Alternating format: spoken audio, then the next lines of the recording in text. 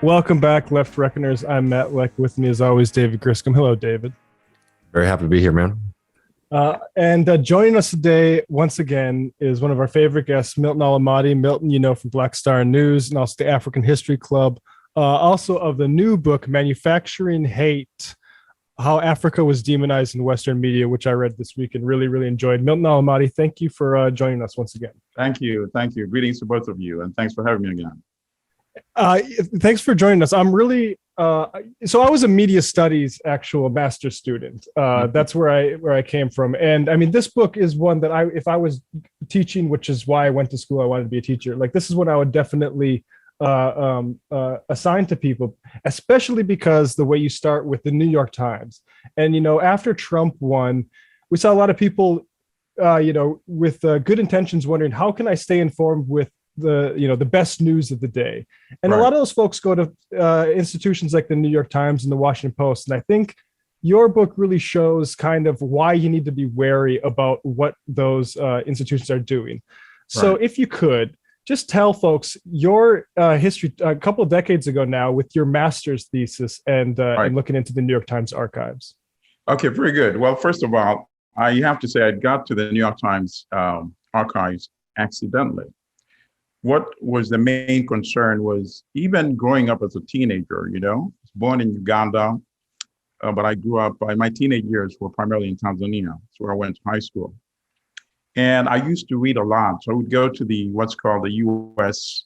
Information Services, which I, suppose is one of their, recruitment arms of the government when it's overseas.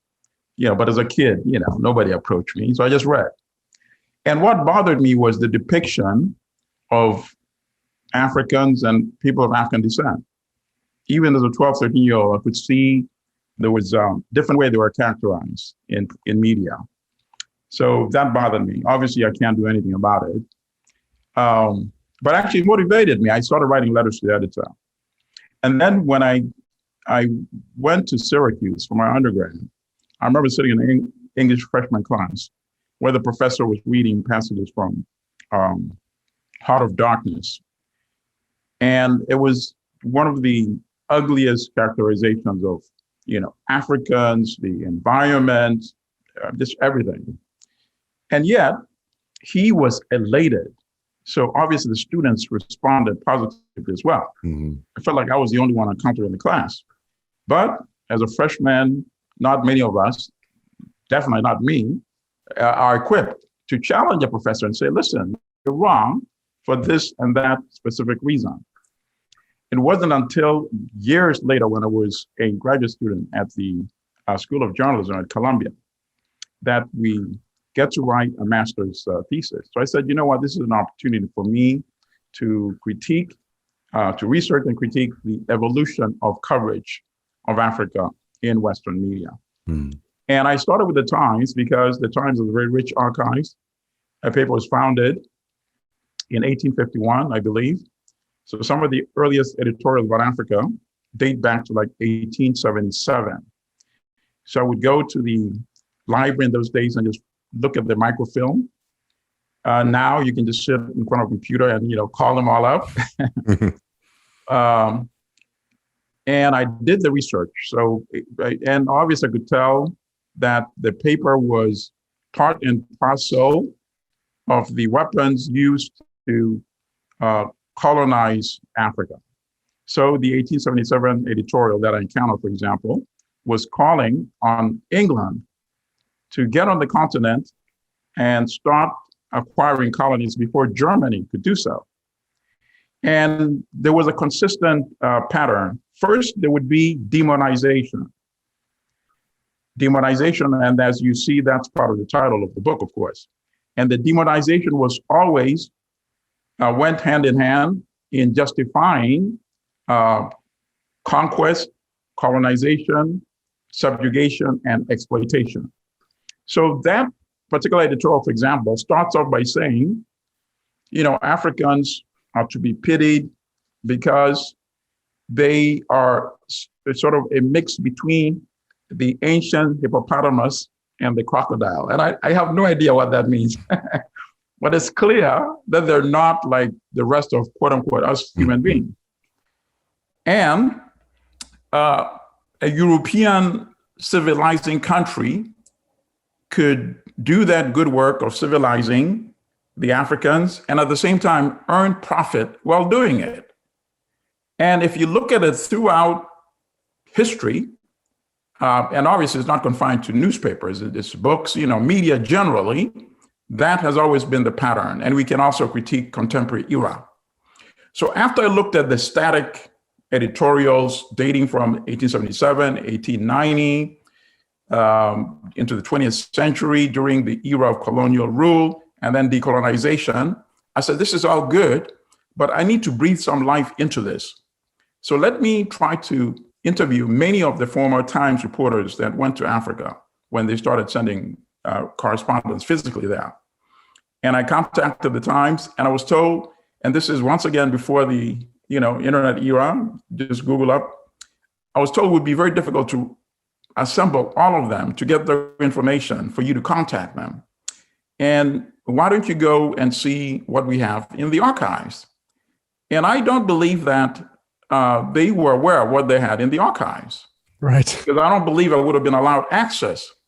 So I go there and then I start finding some of the most ugly correspondences exchanged between reporters that the Times sent to Africa and editors right here in New York City. And I combined that with the more static research, and that breathes life into the material. And I'll just give you one example. In 1960, the New York Times sent a reporter named Homer Bigart, who was a renowned reporter, war correspondent. He already won the Pulitzer Prize twice when he had been with the Herald Tribune before he joined the Times. And then now I'm paraphrasing. And he writes to his editor here in New York, Emmanuel Friedman, the foreign editor, that I really cannot get enthusiastic about these so-called emerging republics. The leaders are crooks or mystics. Dr. Nkrumah, Ghana's first prime minister, who led the country to independence from Britain in 1957, he says he's a Henry Wallace in burnt cork. I prefer the primitive bush people because, after all, cannibalism may be the best antidote to the population explosion that everybody complains about. So I say to myself, well, maybe this is one deranged reporter. But then I go and I look at what was published at that same time in the Times, purporting to be, articles. And there's a perfect correlation between what he expressed in the private correspondence and what was published in the New York Times, including concoctions. So for example, one time he's complaining that he cannot find pygmies in the Congo, Belgian Congo, which was a transition to independence, to interview them of what independence meant. But by the time the article is published, he purports that to pygmies, independence means more beer, more salt, just, demonizing the whole notion of independence for African country that had gone through this ugly colonial era. So then I put the paper together, and the paper is recognized at least by my peers and some faculty. It won one of the awards that they give at the end of the year to students. And then I was approached by Columbia Journalism Review, which obviously I was very naive at that time. I had great respect for it, so I was impressed when they said they wanted to publish it. And I handed over, and then I'm waiting. Issues of the review come out, and they don't contain my article, and I'm about to graduate. So finally, I contact the managing editor, Michael Hoyt, at the time, and I say, yeah, what's happening to my article? When is it going to be published? And then he tells me that it's not going to be published. And then I say, why? You approached me and you're very enthusiastic. And he says there was a vote, basically, and 2 voted to support publishing, 2 opposed. The decisive negative vote was from the executive editor. And I said, what was the reason? And he said, there was a thought that these things happened a long time ago. So then I say, well, how do you study history without going back a long time ago. But here's the most disturbing part. When I say, okay, I want my paper back. And he says, why do you want it back? And that red light just lit up, Mm-hmm. I say, why would you ask me that? It's my paper, so I want it back. And he says, well, it's not the same as what you gave us. And I said, that's precisely why I want it back then. And I went straight to his office and I recovered the galley. They had it in galley form already. Wow. Edited, ready for publication. And then I was really perplexed. What is going on, right? I'm still very naive at that time. So I grabbed the paper from him. I walk out. Even before I enter the elevator, I start reading it. And here's one part, actually, that I would like to read from the paper itself. This is something that the editors at the review inserted into the paper on my behalf without my knowledge or permission before they decided to. First, they censored themselves, then they decided to not publish. And this is what they wrote, quote, recently, the Times granted me access to its archives, including correspondences from the 1950s, when the paper sent Big Art to Africa on a temporary assignment. After studying the archival material, I interviewed several present and former Times reporters.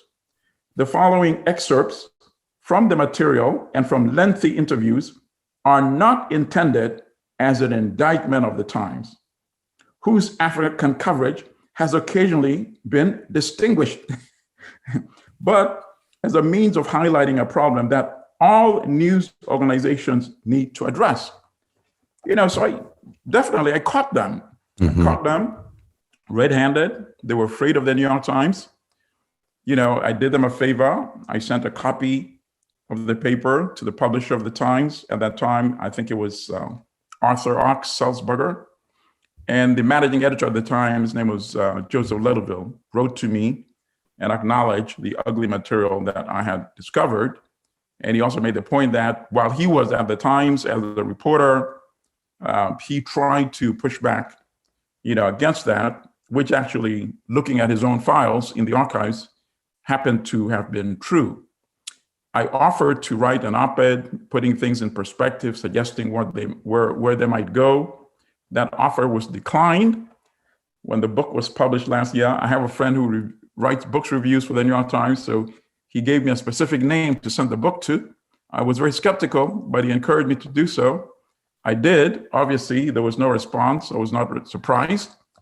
The New York Times did a long article in December 2020 after Kansas City Star did a long apology for how it used to cover African-American citizens of Kansas.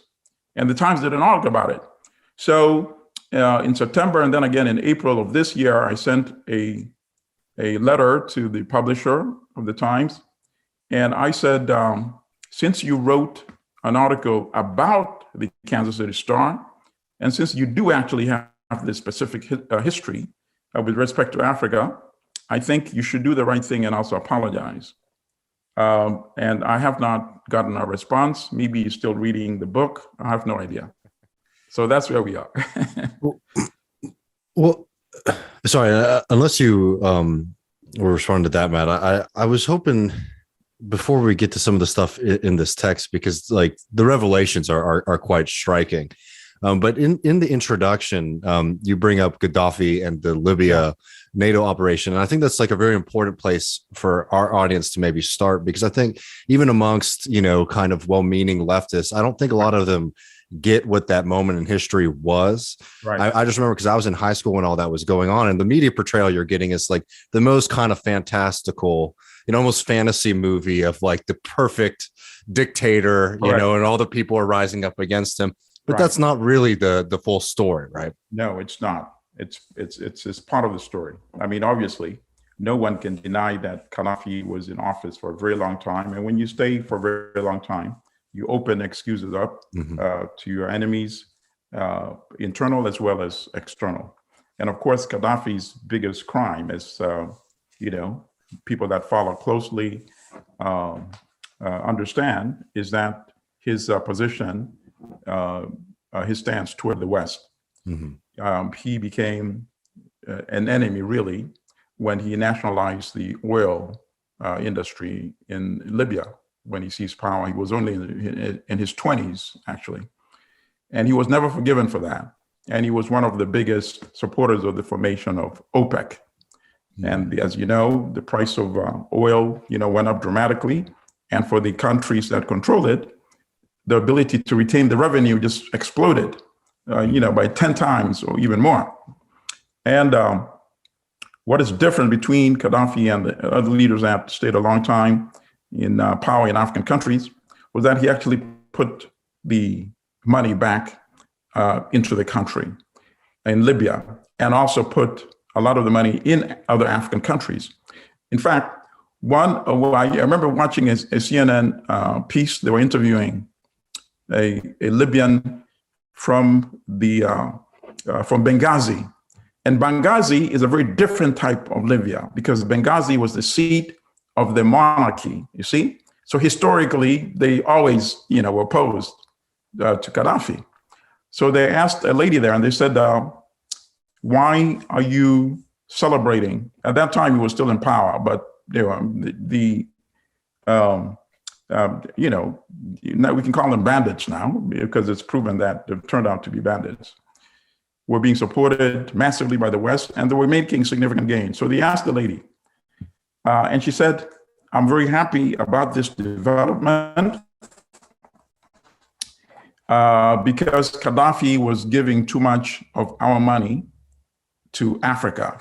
In other words, she didn't even see herself as a part of Africa. And that's what also set Gaddafi apart from the rest of the leaders in North African countries. He resembled more like Gamal Abdel Nasser of the Egypt of the 1950s and 60s, who identified with Pan-Arabism, but also Pan-African, was a big supporter of the liberation struggle in African countries. So Gaddafi sort of continued that mantle.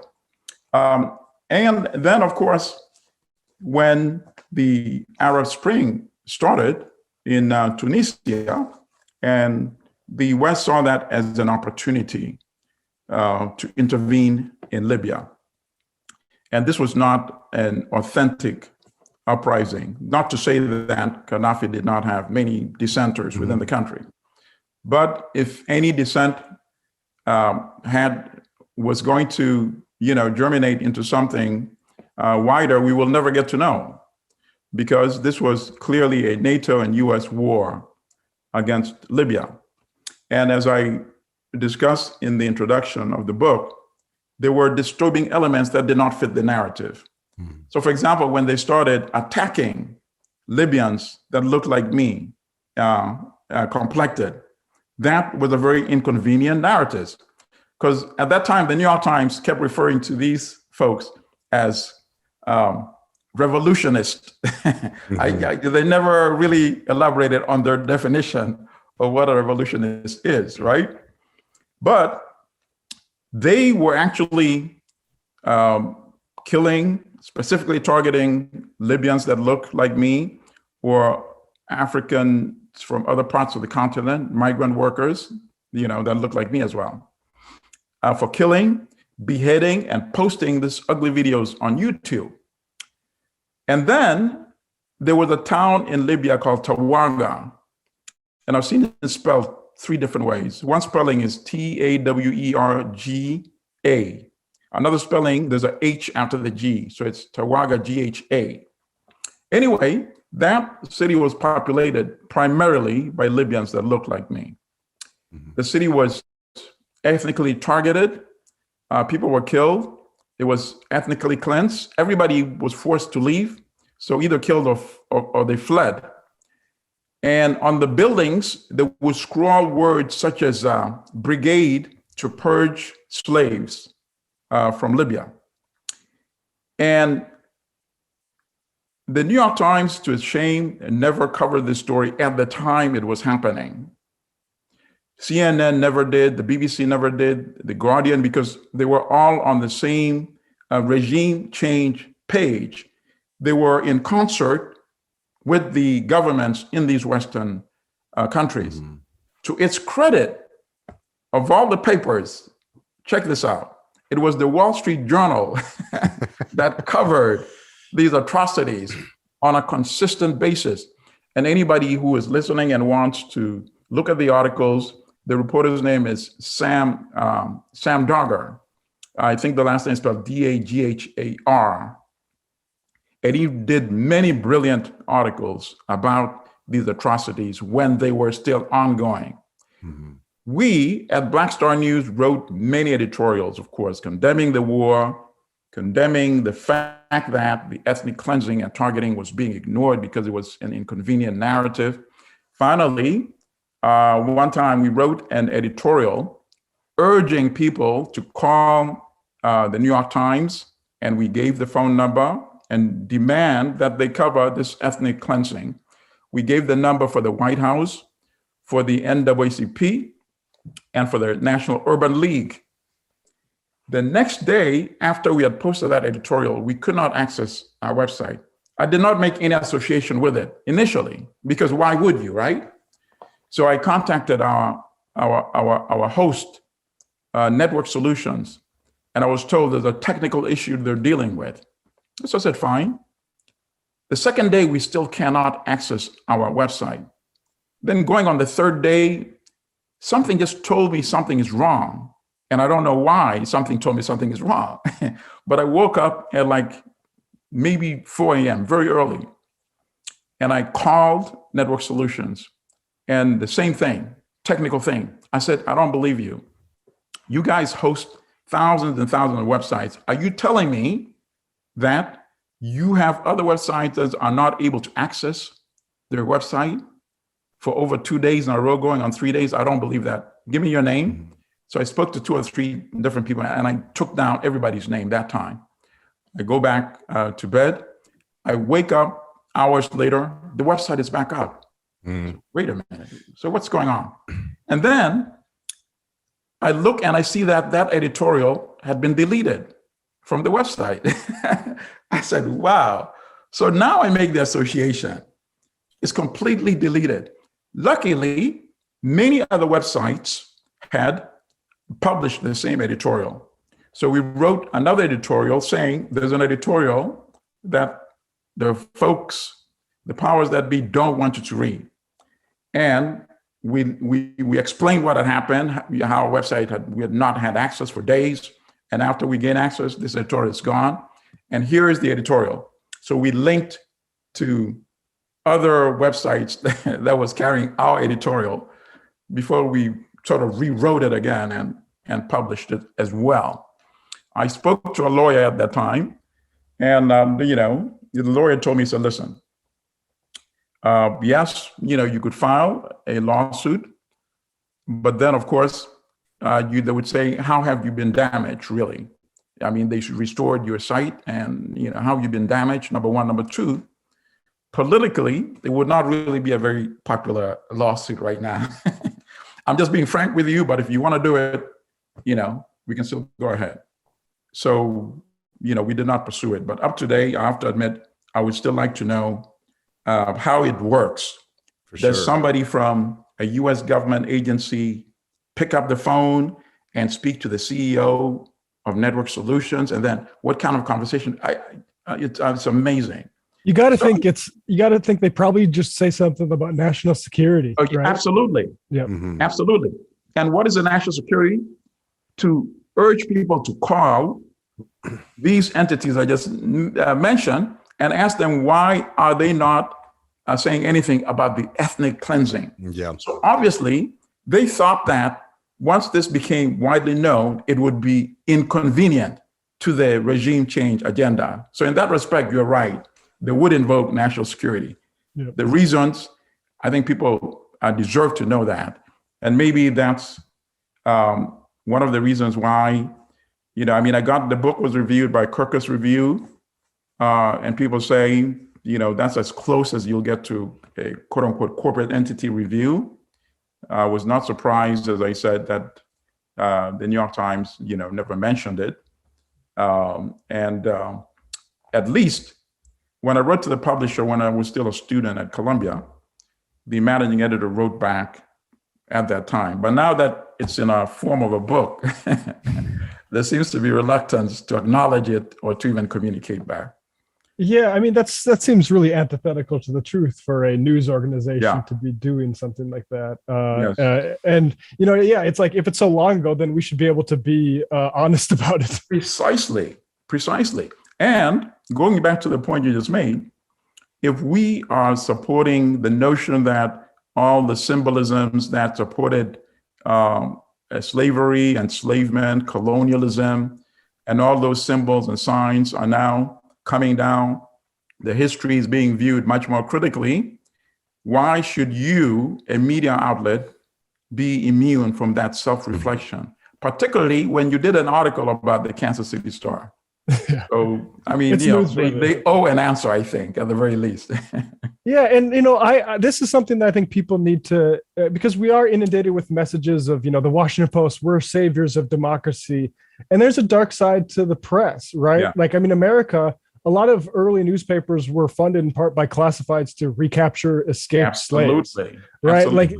Like that, like it's impossible. And then like just the rampant criminal. The 19th century press and the way it described crime and that sort of stuff, like it's really, we really need to account for that sort of stuff. And could you just illustrate the press as foundational to like building apartheid in Africa, for instance? Yes, absolutely. In fact, even before apartheid was official policy in South Africa, some of the earliest articles in the New York Times that I discovered were from the 1920s, when they were basically serving as mouthpieces for the European establishment, which had, seized power, had not yet officially made apartheid the official policy legally, because that did not happen until 1948.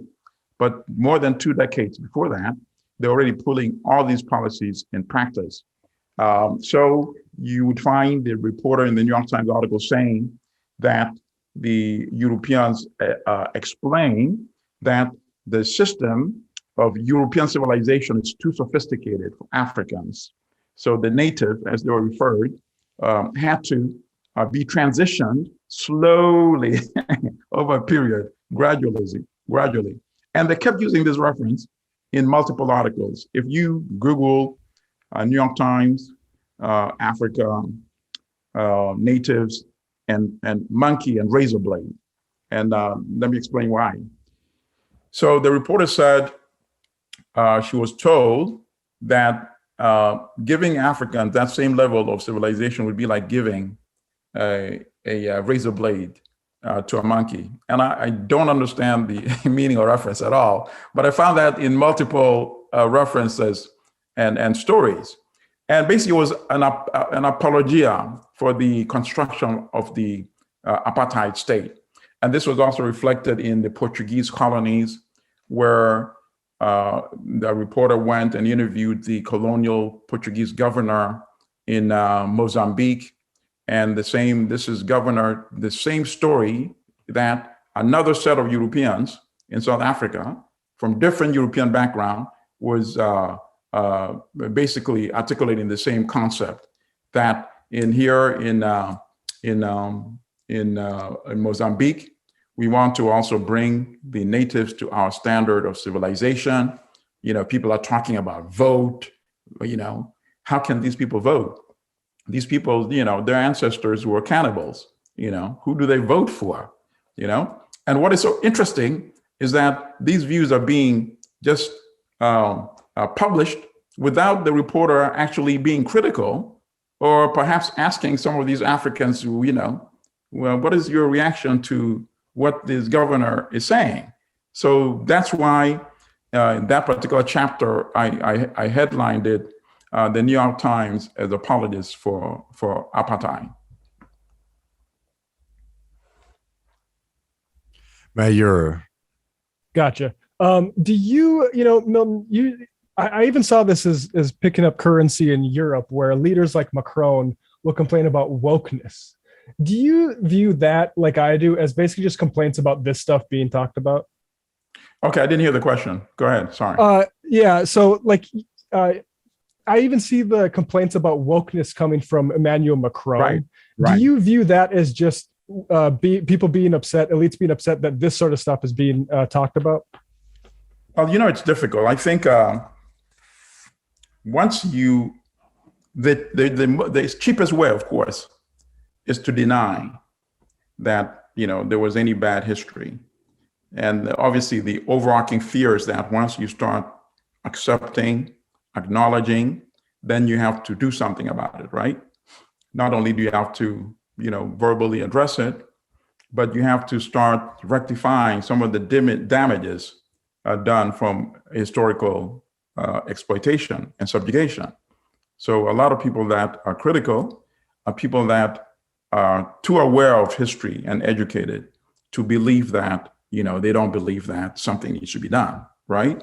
But the cheapest way is just to ridicule people that are saying, let's not only re-examine the narrative and the history, but let's do something about it to address the contemporary issues and contemporary challenges. Because a lot of people know one basic fact, that a lot of African countries are impoverished, not only for historical exploitation, but for contemporary exploitation. Even though African countries now have African presidents and prime ministers, the structural colonial economy that was created has never changed. So colonialism continues, only this time in blackface. So let me give you a very simple example.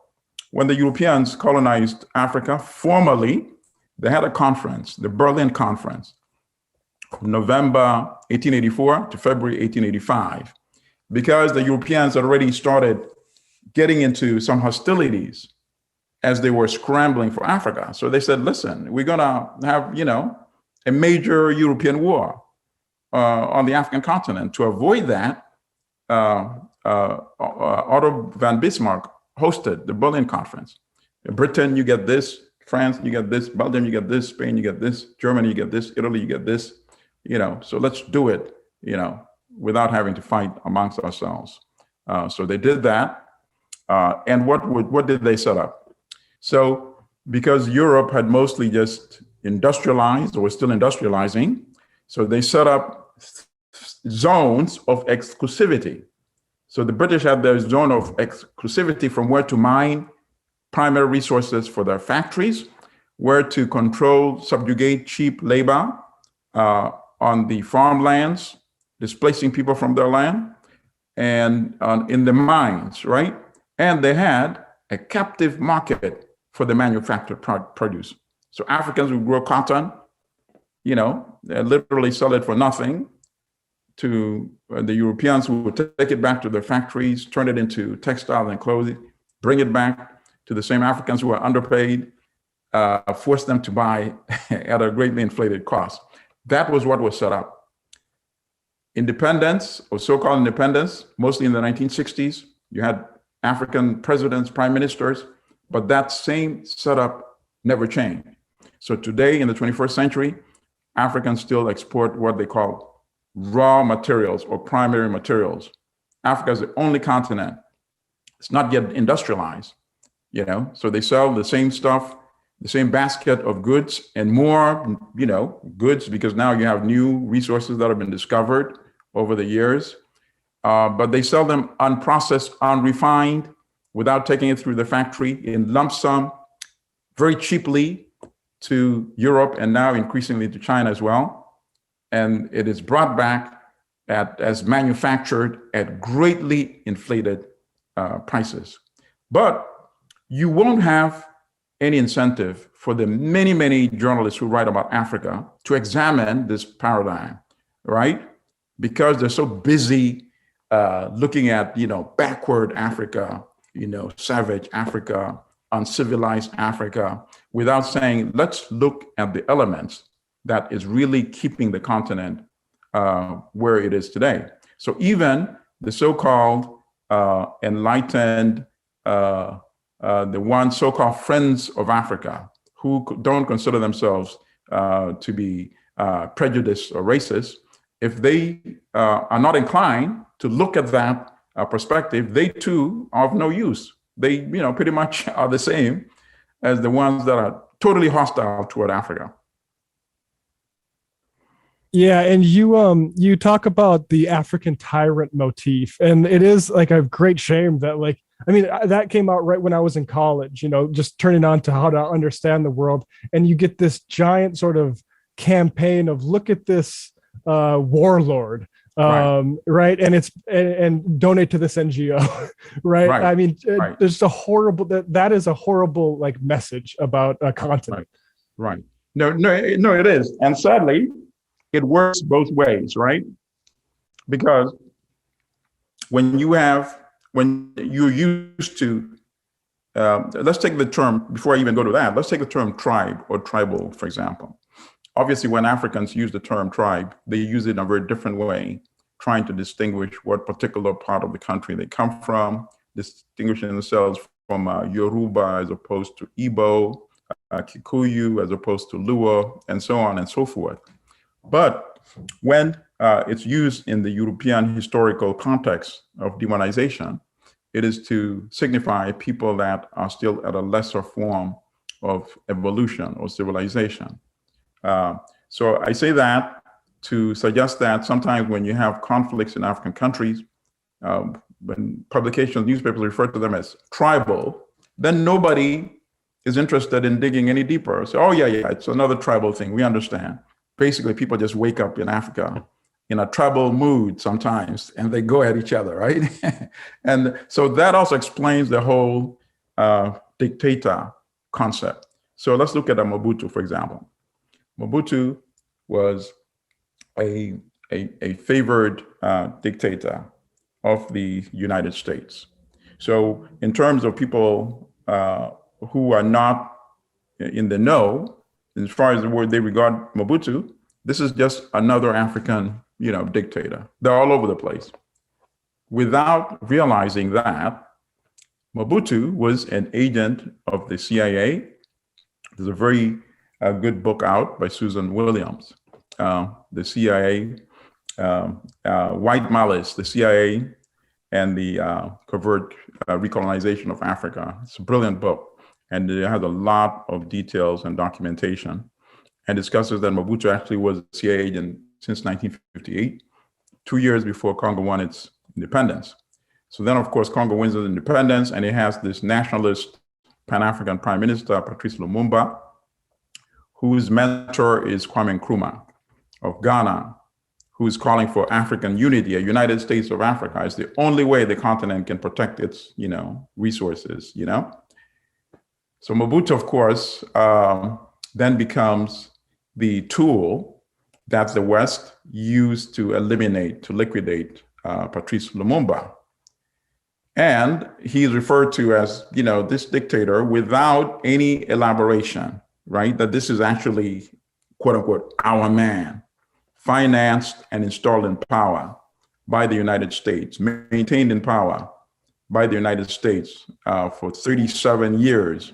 Whenever the Congolese tried to have an uprising, a revolution, the US, they sent the US planes, Moroccan troops would land and they would crush any uprising. But, as far as the most of the outside world is concerned, this is an African problem because they have an African dictator, something which is very natural and inherent to African countries. And then, of course, they can use that the other way around as well.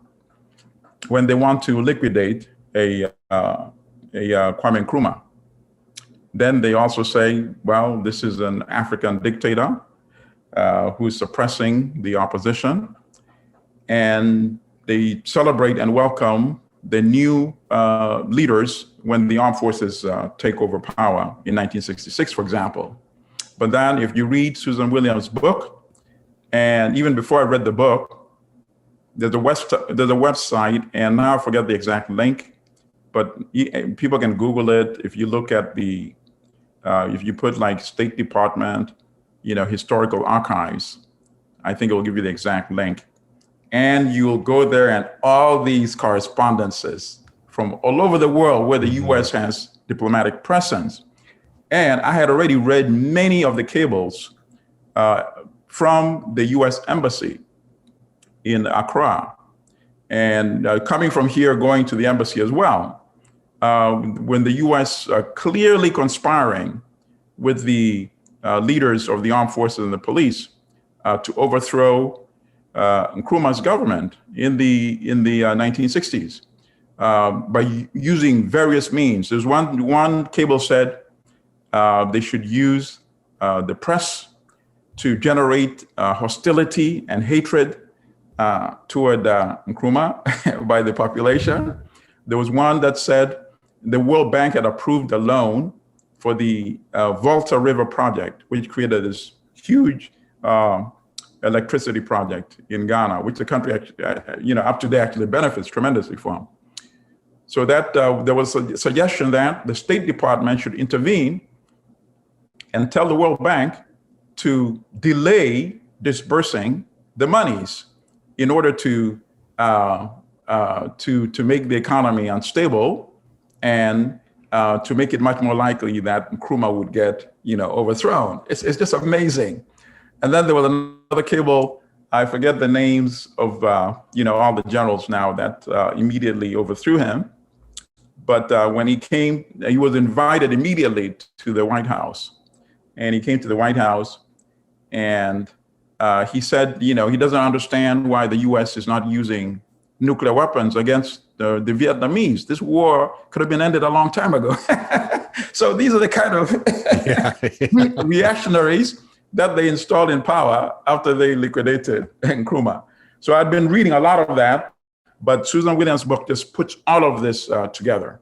So they use the dictator to absolve themselves of responsibility or liability when Mobutu is destroying the country, and they also use it to eliminate somebody who is actually a genuine threat ideologically. Man, I mean, I almost see parallels in how Boris Johnson and Trump operate in America, but that's fascinating. I mean, I can't recommend the book enough. People can get it, unless you had something more, David, at Kendall Hunt Publishing, he.kendallhunt.com. Manufacturing Hate, How Africa Was Demonized in Western Media. Milton, thanks so much, and thanks for the book. I'm very grateful for you guys. I'm glad to get an opportunity to talk about this. And if I do get a response from the publisher of the New York Times, I will update you and let you know. Yes, please. Come on, New York Times. I'm not holding my breath. Hey, always time to make good, New York Times. So let's start the process. All right.